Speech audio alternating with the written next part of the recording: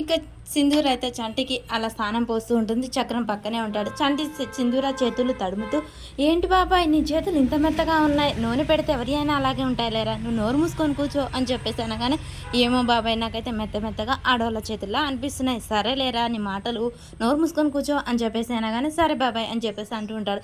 ఇక సింధూర్ అయితే చాలా సంతోషంగా చంటికి అయితే తలంటుతూ ఉంటుంది. అలా వాళ్ళిద్దరు తలంటుతూ ఉండగానే ఈలోపే శ్రీవల్లి ఇంకా తులసి ఇద్దరు వస్తూ ఉంటారు. అలా వాళ్ళిద్దరూ వస్తూ ఉండగానే, ఏమిటండి ఇలా వస్తుంది, అమ్మో వీళ్ళని చూసారంటే ఇప్పుడు కొంప మునిగినట్టే అని చెప్పేసి చక్రం కంగారు పడుతూ ఉంటాడు. శ్రీవల్లి తులసి అయితే అలా లోనికి వస్తూ ఉంటారు. ఇక చక్రం ఏం చేయాలనో ఒక నిమిషం పాటు ఆలోచించి గబగబా పరుగున వెళ్ళి ఆ దండం మీద ఉన్న బట్టలు అయితే ఇలా చాటుకంటాడు. అమ్మమ్మ రండి ఇప్పుడే వస్తున్నారా అనగానే, ఇప్పుడే వస్తున్నాం.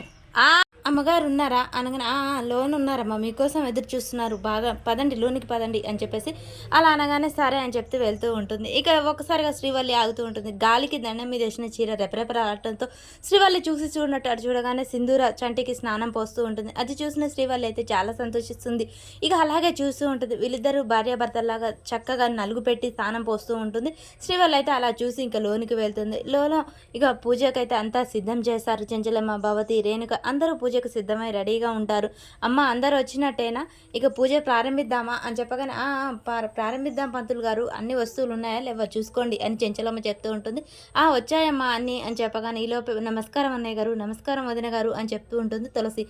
నమస్తే బాగున్నారా అని వీళ్ళు మందలిస్తుంటారు. అత్తమ్మ మావయ్య నమస్తే నమస్తే అని చెప్పేసి శ్రీవల్లి ఇద్దరికి చెప్తూ ఉంటుంది. బాగున్నావా శ్రీవల్లి అని చెప్పేసి చెంచలమ్మ మందలిస్తూ ఉంటుంది. అలా అమ్మవారిని అయితే చూపిస్తూ ఉంటుంది. చెంచలమ్మ అమ్మవారికి దండం పెట్టుకుంటూ ఉంటుంది.